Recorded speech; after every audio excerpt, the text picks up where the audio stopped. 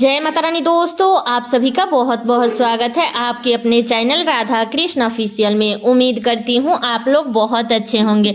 तो ये बताने के लिए कमेंट बॉक्स में जय तुलसी मैया जरूर लिखिएगा। तो चलिए दोस्तों, आज हम इस वीडियो में तुलसी माता की कथा सुनेंगे। तो आप लोगों से निवेदन है कि आप लोग कथा सुनने के बाद में आप लोग वीडियो को लाइक और चैनल को सब्सक्राइब जरूर कर लीजिएगा। तो बता दो कि देव उठनी एकादशी के दिन तुलसी जी का विवाह कराया जाता है, जो कि हर कोई कराता है। तो ऐसे लोग कराए ना कराए, लेकिन जो लोग भी कार्तिक स्नान करते हैं तो उन्हें तुलसी विवाह जरूर करानी चाहिए, जो कि अब की बार साल 2024 में 12 नवंबर को तुलसी विवाह और देव उठनी एकादशी पड़ी है। तो चलिए सुनते हैं तुलसी जी की कथा।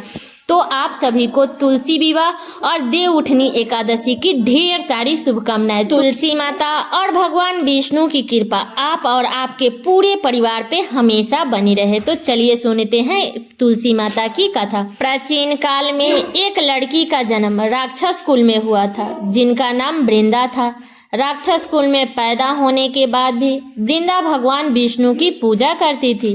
जब वृंदा बड़ी हुई तो उनका शादी जलंधर नाम के राक्षस के साथ हो गए। जलंधर काफी शक्तिशाली राक्षस था, जिसका जन्म भगवान शिव के तेज के कारण समुद्र से हुआ था। जलंधर बहुत ही शक्तिशाली राक्षस था। उसका पराक्रम दिन प्रतिदिन बढ़ता ही गया। उसे किसी भी तरह हराना मुश्किल था। उसकी शक्तिशाली होने के कारण उसकी पत्नी थी। उसकी पत्नी बहुत ही पतिव्रता नारी थी, जिसके कारण उसके पति को हराना असंभव था। जलंधर के बढ़ते आतंक से सभी देवता परेशान हो चुके थे। अपने शक्ति और अहंकार में चूर होकर स्वर्ग के सभी देवियों पर अपना कुदृष्टि डालने लगा। जब माता लक्ष्मी ने जलंधर से ये सब करते हुए देखा तो माता लक्ष्मी ने जलंधर को अपना भाई बना लिया। जब माता लक्ष्मी ने अपना भाई बना लिया, फिर उसकी नज़र माता पार्वती पर गई और उन्हें पाने के लिए जलंधर ने माया जाल बनाया। माया जाल से जलंधर ने शिव का रूप बनाया और माता पार्वती के करीब जाने की कोशिश करने लगा।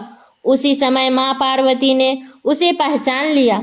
जब जलंधर कुछ समझ पाता तब तक माता पार्वती अदृश्य हो गई। जलंधर इस व्यवहार से पार्वती जी गुस्से में आई और सारी बात श्री हरि विष्णु जी को बताई। तब इधर जलंधर पार्वती जी को पाने के लिए कैलाश पर्वत पर युद्ध कर रहा था।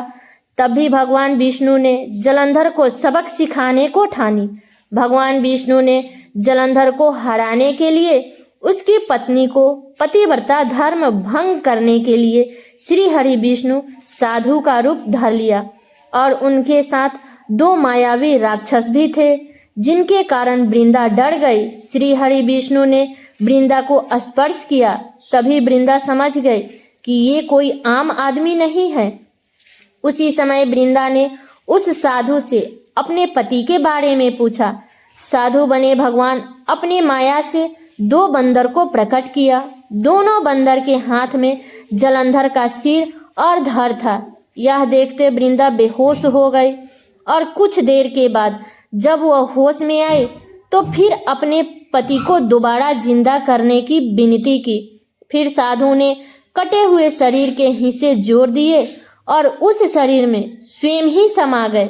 वृंदा को जरा भी अंदाज नहीं आया कि उसके साथ छल हुआ है।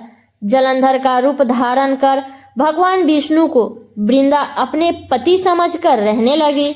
वृंदा के ऐसा करने से उसका पतिव्रता भंग हो गई, जिसके बाद जलंधर कैलाश पर्वत पर युद्ध में हार गया। जब वृंदा को इस बात का पता चला तो वृंदा ने विष्णु को पत्थर बनने का श्राप दे दिया। इस घटना के बाद वृंदा ने स्वयं सती हो गई। जिस स्थान पर वृंदा सती हुई वहां एक तुलसी का पौधा प्रकट हुआ। विष्णु भगवान वृंदा के प्रति भक्ति से प्रसन्न हुए और उन्होंने कहा कि तुम्हारी पतिव्रता भक्ति देखने के बाद तो तुम मुझे प्रिय लगने लगी हो। तभी भगवान विष्णु बोले कि तुम्हारी तुलसी रूप का जो भी व्यक्ति मेरे शालिग्राम स्वरूप के साथ विवाह कराएगा उसे 1000 गुना यश और पुण्य प्राप्त होगा। जिस मनुष्य के घर में तुलसी का वास होगा उस घर में कभी भी असमय यमदूत नहीं आएंगे। भगवान ने कहा, तुलसी की पूजा करने से गंगा एवं नर्मदा में स्नान करने के बराबर पुण्य मिलेगा। संसार में कोई भी मनुष्य कितना ही दुष्ट क्यों न हो, कितना ही पापी क्यों न हो, मृत्यु के दौरान उसके मुख में तुलसी और गंगा जल जरूर दिया जाएगा। इससे अपने पाप से मुक्त होकर वैकुंठ धाम जाएगा। तभी से तुलसी का महत्व अधिक बढ़ गया। श्री हरि विष्णु तुलसी के बिना भोग ग्रहण नहीं करते हैं। उनका कभी भी श्री हरि विष्णु के भोग में तुलसी पत्र जरूर डालना चाहिए, क्योंकि विष्णु भगवान बिना तुलसी के भोग ग्रहण नहीं करते हैं। तो ये है तुलसी माता की कथा। तो ये कथा मेरा यहीं तक का था। कैसा लगा ये कथा आप लोग कमेंट करके जरूर बताइएगा। चैनल पे नए आए हैं तो सब्सक्राइब कर लीजिएगा, बेल आइकन को प्रेस कर दीजिएगा, जिससे मेरे वीडियो का नए नोटिफिकेशन आप सभी के पास में सबसे पहले पहुंचे। और वीडियो को लाइक कर दीजिएगा, क्योंकि आपके एक लाइक से मुझे बहुत ही मोटिवेट मिलता है। तो वीडियो को लाइक कर दीजिएगा और वीडियो को शेयर कर दीजिएगा, ताकि हर कोई तुलसी विवाह की कथा को सुन सके। तो चलिए दोस्तों, मिलती हूँ अगले वीडियो में किसी नए वीडियो के साथ में। तब तक के लिए नमस्कार।